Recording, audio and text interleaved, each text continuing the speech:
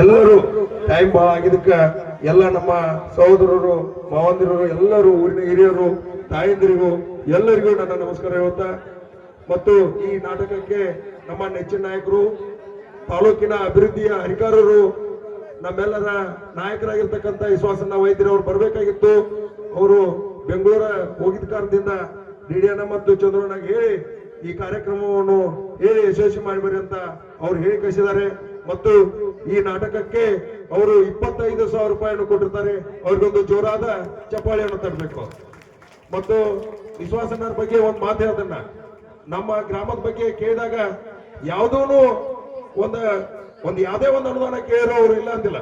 ಇವತ್ತು ತೆಗ್ಯಾ ಗ್ರಾಮದ ಪರವಾಗಿ ಅವರಿಗೆ ಈ ಎಲ್ಲಾ ಸಮಾಜದ ಪರವಾಗಿ ಅವರಿಗೆ ನಾವು ತುಂಬ ಹೃದಯದ ಧನ್ಯವಾದ ಹೇಳ್ತೇನೆ.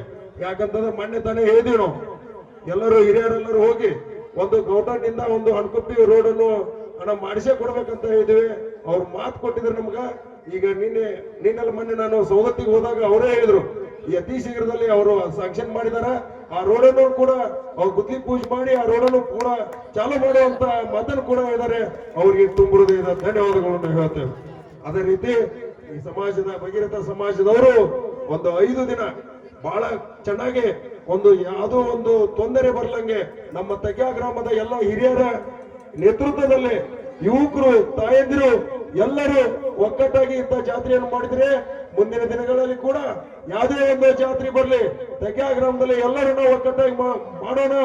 ಯಾವುದೇ ಒಂದು ರಾಜಕೀಯ ಆಗ್ಲಿ ಯಾವುದೇ ಒಂದು ಜಾತಿ ಆಗ್ಲಿ ಎಲ್ಲ ಮರೆತು ನಮ್ಮ ವೇದಿಕೆ ಮೇಲೆ ಕುಂತ ಎಲ್ಲ ಹಿರಿಯರ ಆಶೀರ್ವಾದದಿಂದ ತಾಯಂದಿರ ಆಶೀರ್ವಾದದಿಂದ